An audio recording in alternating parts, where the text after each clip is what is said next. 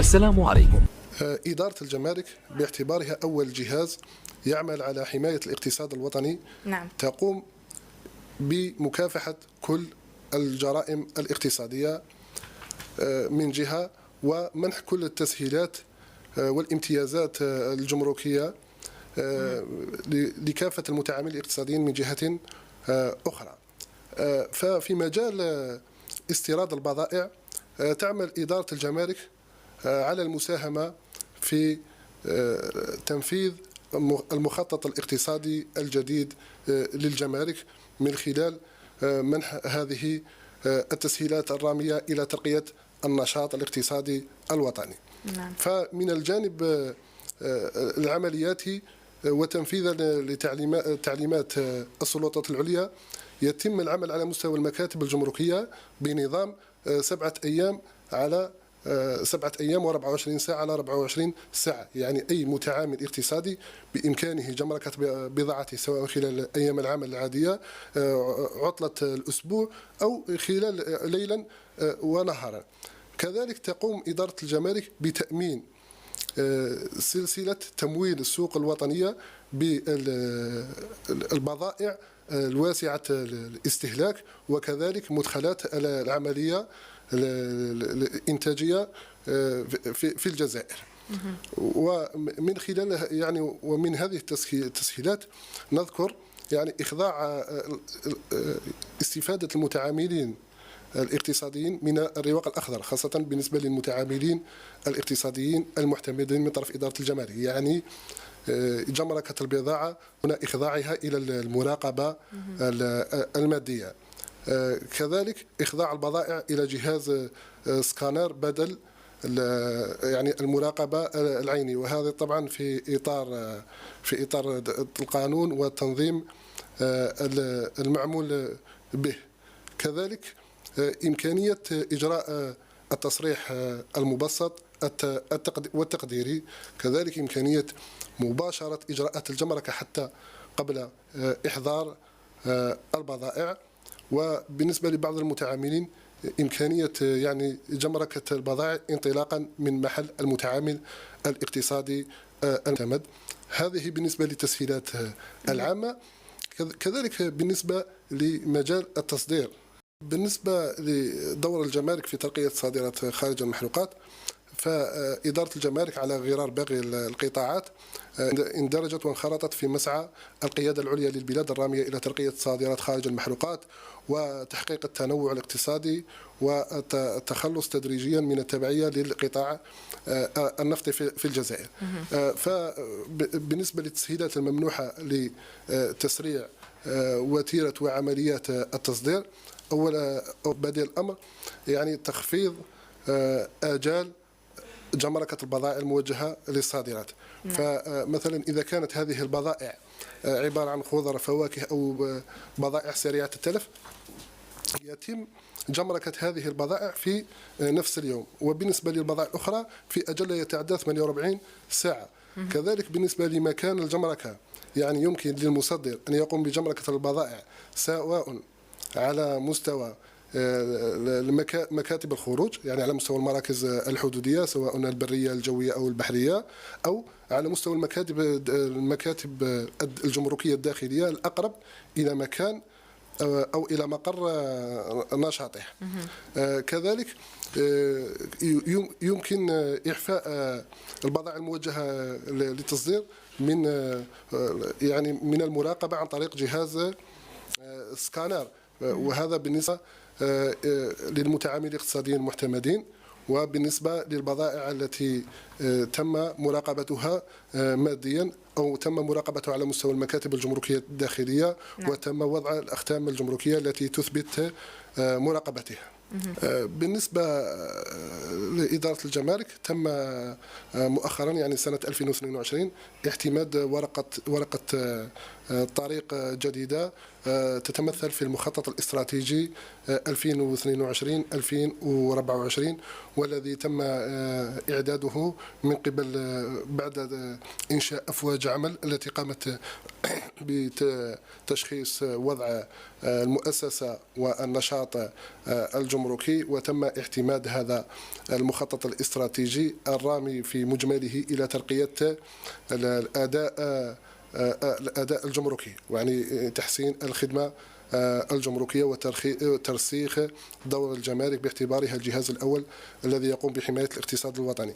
ففي مجال التسهيلات الجمركية يعني تم أحد أهداف هذا المخطط هو تحسين مناخ الأعمال وتحسين التنافسية الاقتصادية للمؤسسات الوطنية من خلال تقليص مدة الجمركة وتكاليفها، كذلك من خلال يعني المرافقة المستمرة للمتعاملين الاقتصاديين، القيام ب يعني الانفتاح على هذه المؤسسات من خلال الأيام الإعلامية والأبواب المفتوحة بهدف شرح كل التسهيلات الممنوحة لهؤلاء المتعاملين الاقتصاديين، وكذلك إقامة علاقة شراكة بين الجمارك وهذه المؤسسات، والتي بدأ بها من خلال نظام المتعامل الاقتصادي المعتمد سنة 2012،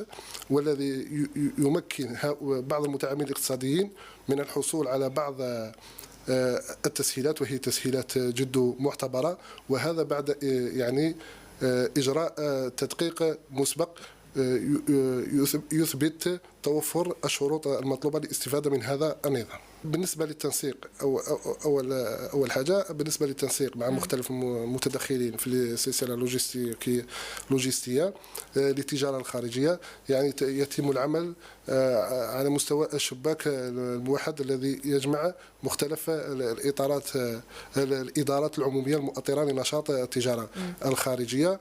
كذلك قلنا أن الاتصال يعني سواء الاتصال من خلال هذه الأيام الإعلامية أو من خلال الاستقبال المستمر لهؤلاء المتعاملين الاقتصاديين والتكفل بكل استفساراتهم وانشغالاتهم، كذلك بهدف يعني الرفع من أداء المؤسسة الجمركية.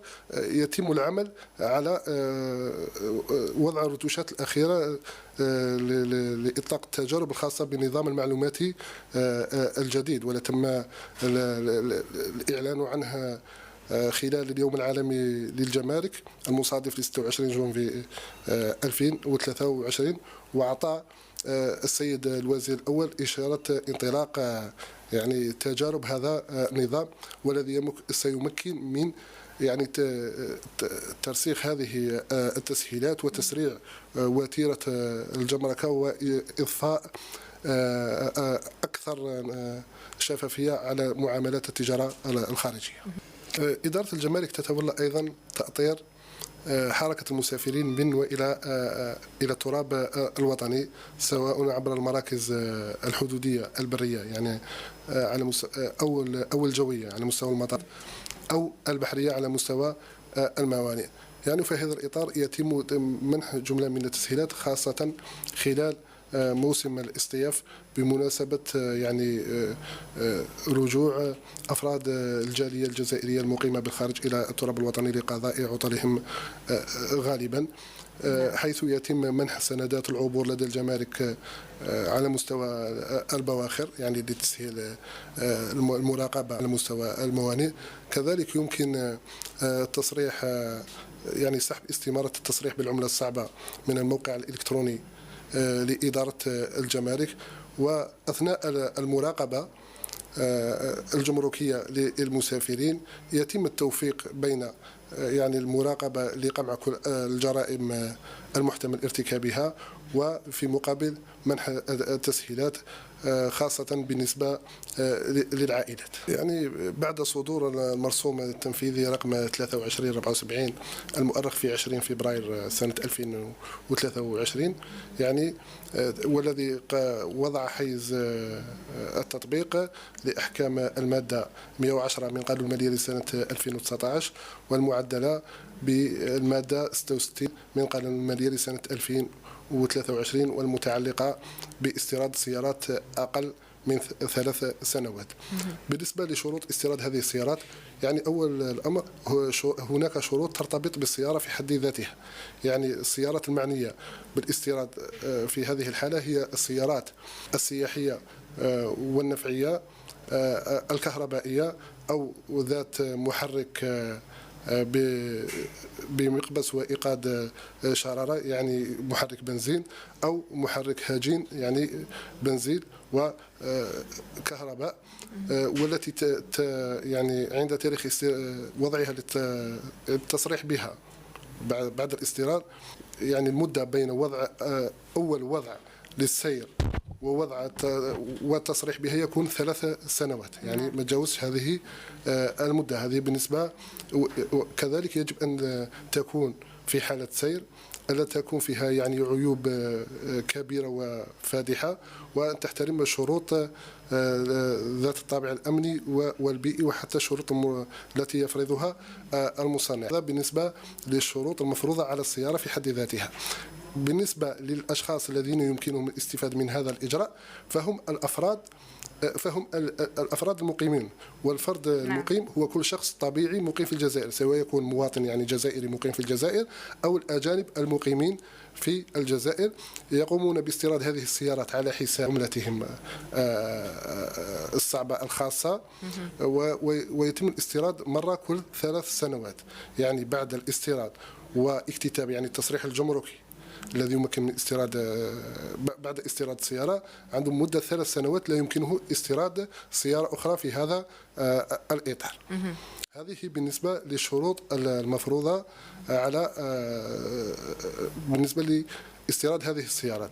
بالنسبة للإجراءات عند استيراد السيارة يتم منح مستورد السيارة سند العبور لدى الجمارك صالح لمدة شهر يعني صالح لمدة شهر وفي تلك في مدة الشهر هذه فهو ملزم بجمركة السيارة. نعم. يعني وبالنسبة لمكان الجمركة يعني طبعا في إطار كما قلنا في إطار التسهيلات في إطار تقريب الإدارة من المواطن يمكن جمركة هذه السيارات سواء على مستوى مكاتب الدخول يعني مكاتب الدخول هي عموما تكون الموانئ أو المراكز الحدودية البرية أو على مستوى المكاتب الداخلية يعني الأقرب إلى مقر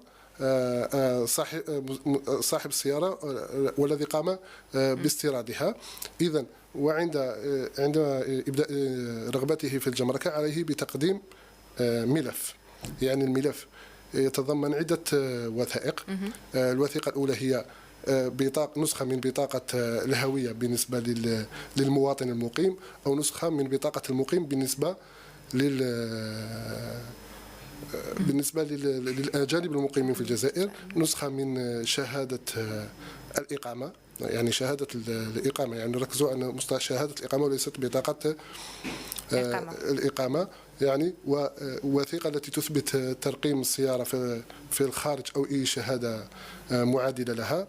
كذلك الوثيقة التي تثبت تحويل الملكية يعني فاتورة البيع أو عقد البيع. كذلك وثيقة مؤرخة في أقل من 3 أشهر تثبت الحالة الجيدة لسير المركبة، وهذه الوثيقة يتم إصدارها من طرف السلطات المؤهلة في بلد التصدير يعني البلد اللي جات منه هذه السيارة. وأخيرا يعني تقرير الخبرة الذي يتم إعدادهم من طرف الخبير المعتمد من طرف الوزارة المكلفة بالمناجم والذي يثبت يعني احترام هذه المواصفات التقنية للسيارة مقارنة بالشروط المفروضة استيرادها.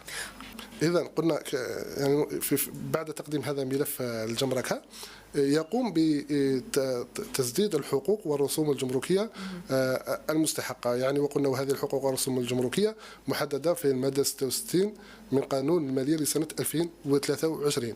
فبالنسبة للسيارات الكهربائية يتم تخفيض 80% من الحقوق والرسوم الجمركية المستحقة. بالنسبة للسيارات دفع يعني الحق اللي هو الحقوق الجمركية والرسم على القيمة المضافة طبق التخفيضات. نعم. كذلك إذا كانت هناك يعني تعمل بمحرك بمكبس وإيقاد شرارة، يعني هناك تخفيضات إذا كانت ذات أسطوانة أكثر من 1800 سنتيمتر مكعب، يعني التخفيض يكون 20%، وإذا كانت أقل من 1800 سنتيمتر مكعب التخفيض يكون 50%.